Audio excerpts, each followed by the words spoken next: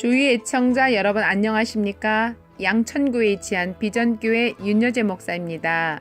오늘은 가족이 힘이다 라는 말씀으로 시편 128편 1절에서 4절까지 나누도록 하겠습니다. 요즘 젊은이들에 의하면 현대는 삼포시대라고 합니다.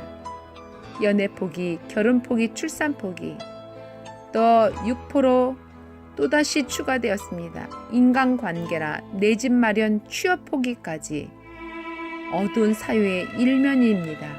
우리나라가 나홀로 살아가는 가구가 자꾸만 늘어가서 전체 가구의 34%, 그러니까 413만 가구가 1인 가구라고 합니다. 이런저런 이유로 홀로 살아가는 분들이 우리 주변에 많아졌습니다.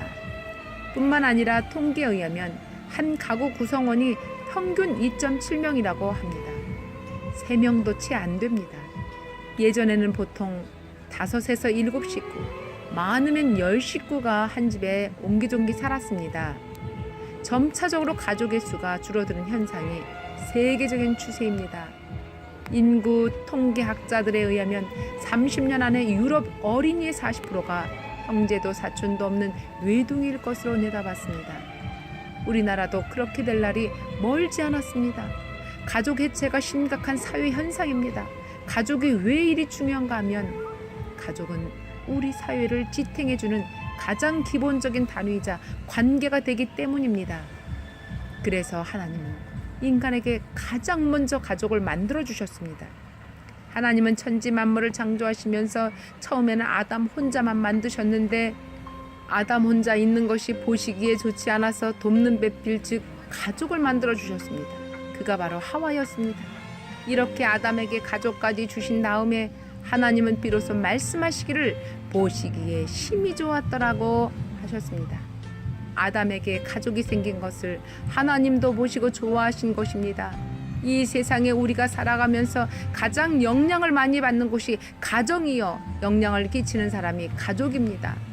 그래서 세상에 어떤 사람도 가족 없이는 온전하게 살 수가 없습니다. 가족이 없는 성공은 무의미하고 가족이 함께하지 않는 삶은 무가치하다고 할 수 있습니다. 사람에게 돈, 명예, 권력보다 제일로 필요한 것이 가족입니다. 에덴 동산같이 아무리 좋은 것으로 풍성하고도 많은 것을 소유했다 할지라도 가족이 없다면 부족하다는 것입니다. 그래서 함께 같이 살라고 하나님은 가족을 주셨습니다. 하나님께서 아담과 하와 두 사람을 맺어줄 때는 서로 돕는 배필의 관계에 붙들어 세워주는 관계로 주신 것입니다. 그래서 가족의 의미는 서로 격려하고 다독여주고 세워주는 부족한 부분을 채워주는 그런 밀접한 관계입니다. 우리는 가족에게서 힘을 얻고 용기를 얻습니다. 혼자서는 도저히 할 수 없는 일들을 가족은 가능하게 해줍니다. 신문을 보니 미국에서 이런 일이 있었습니다. 1846년 11월 서부 개척민 80명이 캘리포니아 산맥을 넘다 눈보라를 만나서 도너 계곡에 갇혔습니다. 젊은 독신 남자 15명을 빼곤 8살 여아부터 65살 할아버지까지 한 가족이었습니다. 이듬해 봄 구조되었을 때 살아남은 독신 청년은 3명뿐이었습니다. 가족들은 노약자가 많은데도 60%나 생존했다고 합니다. 그 이유는 서로 보살피고 의지한 덕분이었습니다. 이 도너 계곡 사건을 분석한 인류학자 도널드 그레이스는 가족은 생존의 보증수표라고 말했습니다. 또 부산에서는 한 여성이 숨진 지 7개월 만에 발견되었는데 시스는 미라처럼 말라 있었고 유서에는 이제 나의 마지막 남처럼 너무나 쓸쓸합니다. 어차피 혼자인 것을 알고 있었지만 그래도 저에게는 충격. 부디 이 지옥 같은 현실에서 벗어나게 해주세요. 저도 그리워하는 것 지겹습니다. 서럽고 원망스럽고 분합니다. 여러분, 가족이 없다는 것이 이렇게 비참하고도 쓸쓸한 것입니다. 그러니 우리 지금 우리 곁에 있는 가족들이 얼마나 귀하고 고맙습니까?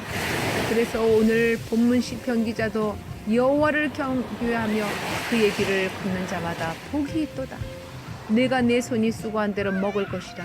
내가 복되고 형통하리로다. 내 집 안방에 있는 내 아내는 결실한 포도나무 같으며 내 식탁에 둘러앉은 자식들은 어린 감람나무 같으리로다 했습니다. 그리고 가족들이 서로 힘이 되기 위해서는 서로 이해해주고 사랑해줘야 합니다. 절대로 상대방을 고치려고 해서도 안 됩니다. 특히 부부는 고치기 위해서 만난 사이가 아닙니다. 서로의 부족함을 보충해주기 위해서 만난 사이며 결국 가족에게 있어서 모든 문제는 상대방의 잘못이 아니라 바로 내가 그를 이해하지 못한 결과입니다. 사실 우리는 서로 이해를 한다고 하면서도 우리가 얼마나 오해가 많습니까? 서로에 대해 너무도 잘 모르고 살아갑니다. 결혼만 해도 그렇습니다. 서로의 차이에 대한 충분한 통찰과 대화도 없이 그냥 결혼을 하고 봅니다. 결혼만 하면 행복하겠지 막연한 생각으로 결혼에 임합니다. 사실 결혼은 그렇게 무턱대고 환상만을 가지고 할 수 있는 그런 것이 아닙니다. 이런 말이 있죠. 군대를 가기 전에는 한 번 기도하고 바다로 나가기 전에는 2번 기도하고 결혼을 하기 전에는 3번 기도하라. 결혼 안에는 전쟁터도 있고 파도가 출렁이는 바다도 있기 때문에 그렇습니다. 가족이 기다리는 곳이 집입니다. 그렇다면 주님이 나를 기다려주는 곳, 그곳이 우리의 영원한 집입니다. 우린 그 집에서 영원히 함께 살아야 할 가족입니다. 이 가족의 힘은 무궁무진합니다.